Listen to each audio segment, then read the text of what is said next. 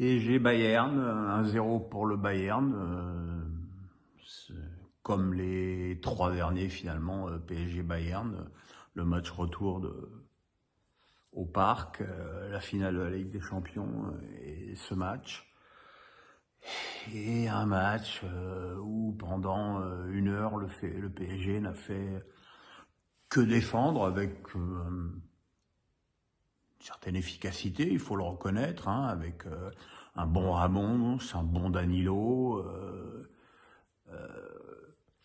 et un Bayern pas si exceptionnel que ça non plus, qui s'est pas créé tant d'occasions que ça jusqu'à l'ouverture du score de Coman sur un centre d'Alphonso Davies, Nuno Mendes qui est pas super bien au marquage et Donnarumma qui la laisse passer sous son ventre.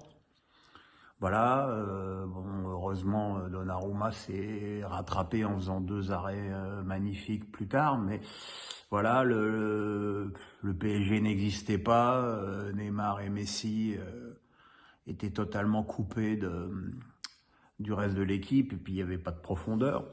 La profondeur, elle est arrivée quand Mbappé est là, et là il n'y a pas besoin d'être un grand génie du football pour voir que le PSG avec Mbappé, c'est pas la même équipe.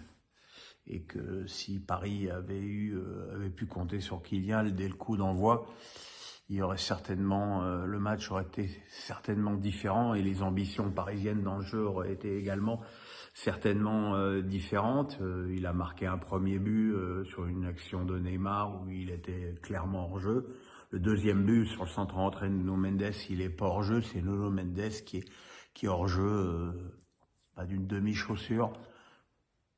C'est une règle qui est maintenant universelle avec la VAR. On ne pouvait pas m'empêcher de trouver que c'est une règle à la con et que la notion qui était pour moi très importante et qui était surtout un avantage pour le jeu offensif de l'attaquant sur la même ligne que le défenseur n'existe plus avec ce truc de géomètre, quoi. Donc voilà, c'est dommage. Un partout, ça aurait évidemment laissé un score plus ouvert pour le match retour, mais maintenant, voilà, au match retour, Mbappé sera là dès le coup d'envoi.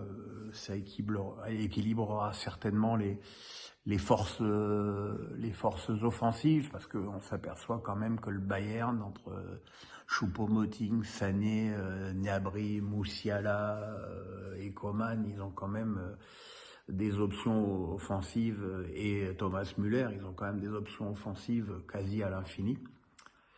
Donc voilà, on savait que le PSG tombait sur une grosse équipe. C'est pas une équipe qui a fait un gros match, hein. Ils ont fait un meilleur match que Paris parce qu'ils ont eu plus le ballon que Paris. Mais l'entrée de Kylian Mbappé, et j'ai envie de dire au-delà de la Ligue des Champions, l'entrée de Kylian Mbappé montre quand même que dès qu'il est là, le PSG a un autre visage, que les passes de Neymar sont plus incisives parce qu'il y a un point de fixation et un point d'appel. Donc voilà, parce que le PSG doit aussi penser au championnat, les 5 points d'avance. Quand tu rencontres Lille au Parc et que tu vas à Marseille, bah ils peuvent très bien se retrouver avec un point de retard si tout se passe mal, parce que c'est quand même la 3e défaite consécutive du PSG. Maintenant, voilà, 1-0. Si Paris ouvre le score au match retour à Munich, les 2 équipes repartiront à égalité. Je sais, je suis optimiste. Mais très franchement, l'entrée de Kylian m'a redonné un peu d'espoir.